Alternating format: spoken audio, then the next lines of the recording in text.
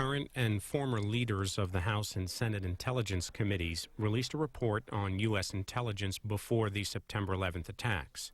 We'll show you their news conference next.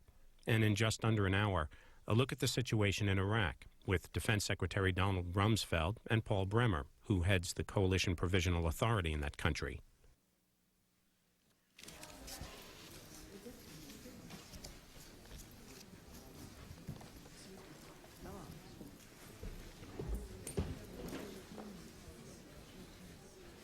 Ready to go?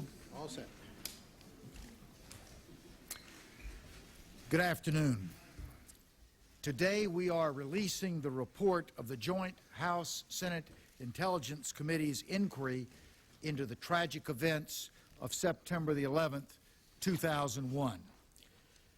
This report fulfills the commitment that we made to the families of those who perished on that tragic day and to all Americans.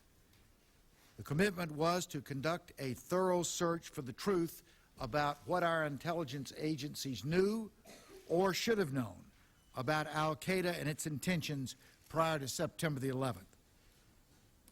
Our commitment continued to identify what lessons should have been learned from that thorough search, and finally to recommend administrative and congressional reforms to reduce the chances of such a tragedy occurring in the future.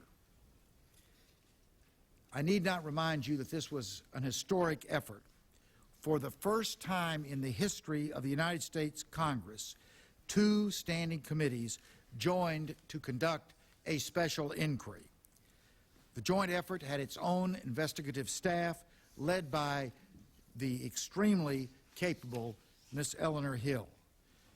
The staff reviewed nearly 1 million documents, conducted approximately 500 interviews. We held 22 hearings last year, 9 of them open to the public. The result is this document of nearly 900 pages, which includes both findings of fact and recommendations for reform. I am immensely proud of the commitment and the hard work that the members of the House and Senate Intelligence Committees gave to this review, especially our co-chairman, Representative Porter Goss. Good, thank you. Our vice chairman, Senator Richard Shelby, and our then vice chairman, chairwoman, and now the Democratic leader in the House of Representatives, Nancy Pelosi. Thank you. The report's findings are grouped into 24 subject areas. They all have a theme, a single bottom line. The attacks of September the 11th could have been prevented if the right combination of skill, cooperation, creativity, and some good luck had been brought to the task. For example, there is an abundance of important information in this report that suggests institutional resistance to making the counterterrorism efforts necessary to have it be a high priority for the nation prior to September 11. That resistance ranged from a lack of information sharing among key agencies to proposed budget cuts at the Department of Justice for FBI's counterterrorism programs. Simply put, those problems contributed to the government's inability to mount a successful initiative against al-Qaida prior to September 11.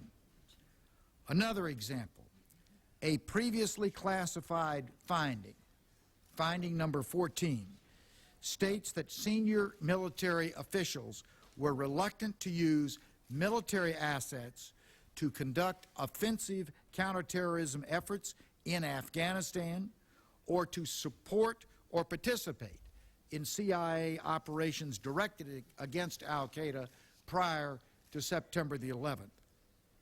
At least in part, this reluctance was driven by the military's view that the intelligence community was unable to provide the actionable intelligence necessary to support military operations.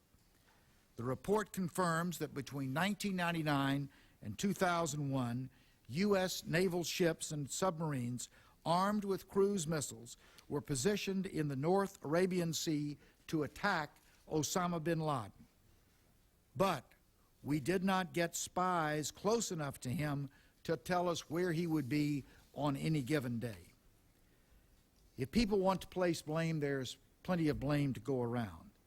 And we have a recommendation, number 16, that calls on the Director of Central Intelligence to implement new accountability standards throughout the intelligence community.